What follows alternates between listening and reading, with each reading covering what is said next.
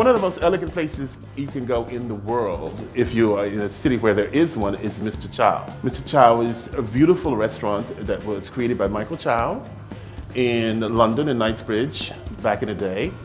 I'm here in the Los Angeles Mr. Chow. There's a new one in Malibu. There's two in New York, one in Tribeca, and one on 57th Street, where Mr. Chow, when he came to New York with his late wife Tina Chow in the 80s, with their two beautiful children, China and Maximilian, created a whole culture and lifestyle. Mr. Chow was the place.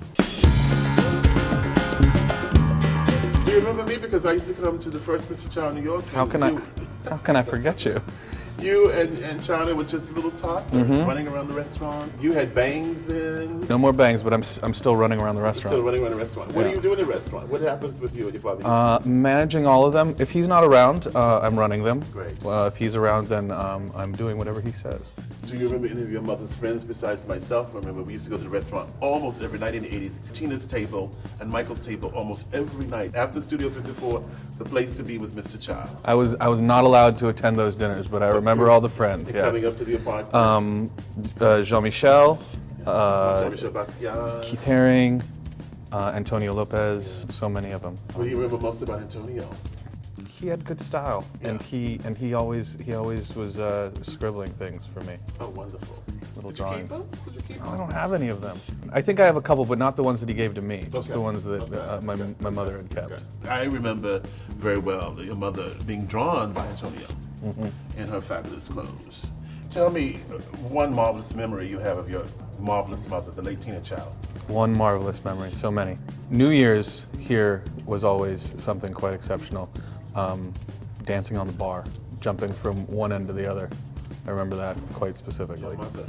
Yeah. And what age were you then? Oh, I was probably no more than 5 or 6, something like that. When you were little, did Tina read you bedtime stories? I mean, she had to work in the restaurant. She come. I did get kisses goodnight. I got put to bed, and then of course I got back up again because they were downstairs. And what did you do? Well, you know, my dad had he had built this one of the first video cameras in a restaurant.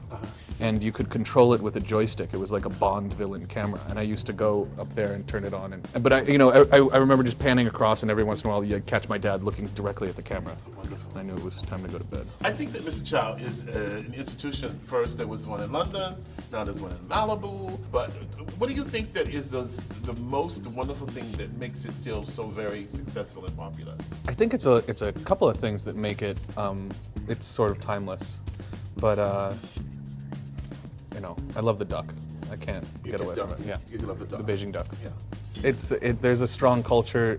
Everything has been very much thought through over the 45 years that since Knightsbridge opened in 1968, and I try to do what I can, but you know, whenever I run into trouble, Mr. Chow tells me from his experience What to do. Yes. and how he's already done it. Okay. What makes you happy? What makes me happy? Being creative. Okay. I'd say that.